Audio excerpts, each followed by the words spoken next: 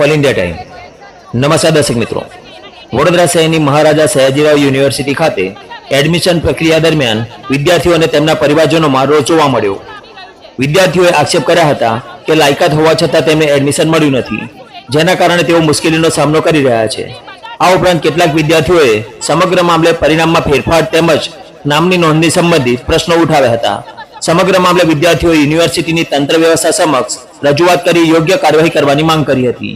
વિદ્યાર્થીઓ અને વાલીઓએ પારદર્શક અને ન્યાયસંગત એડમિશન પ્રક્રિયા દરમિયાન અમલમાં મૂકવાની માંગ વ્યક્ત કરી હતી. રિપોર્ટ દેવીલાલ મેવાડા, વડોદરા.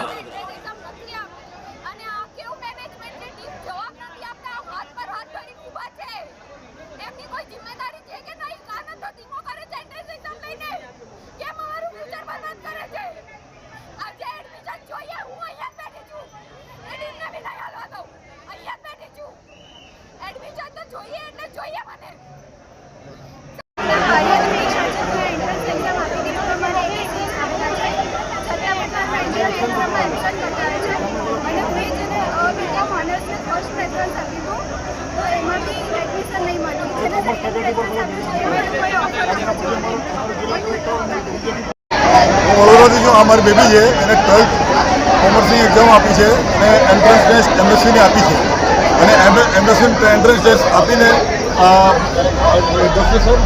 10 ખાસા દિવસ થઈ ગયા છે. એ લોકો મેરિટ લિસ્ટ પાડી.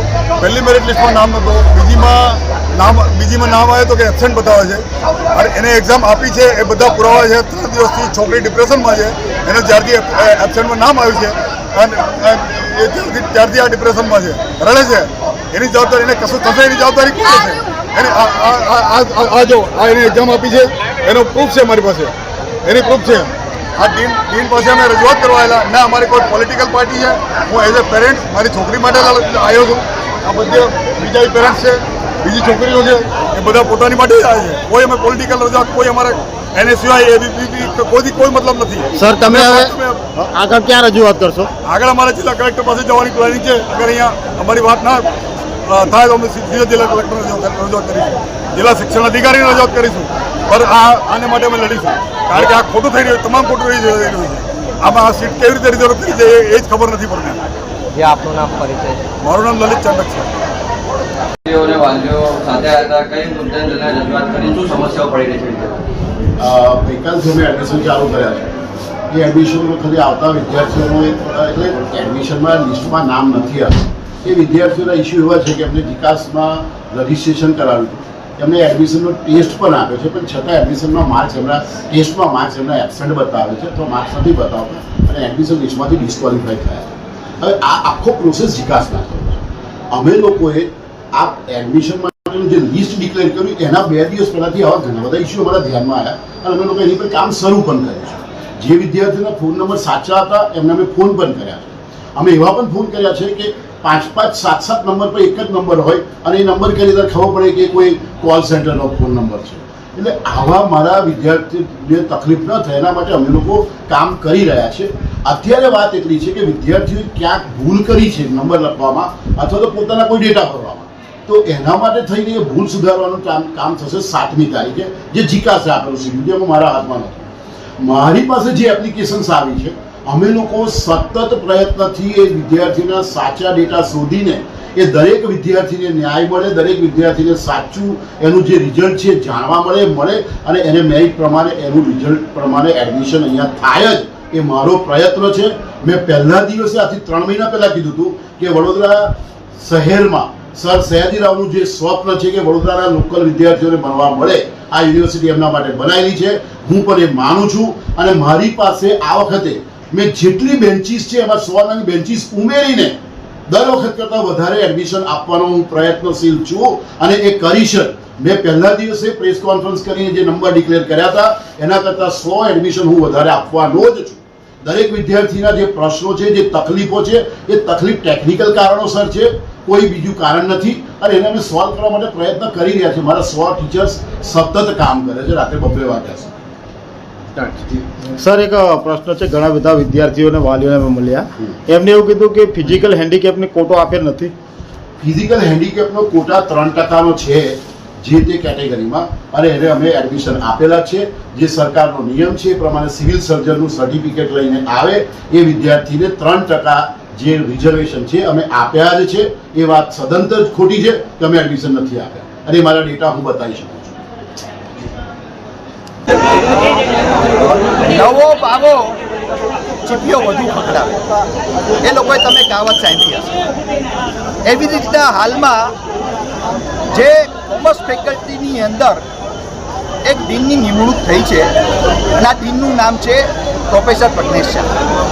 આ પ્રોફેસર પ્રજ્ઞેશ શાહ, જો તમે ભૂતકાળ અને ઇતિહાસ જોશો તો આ પ્રજ્ઞેશ શાહ વિવાદસ્પદથી આટલા વર્ષો સુધી આ માણસ ઘેરાયેલો છે.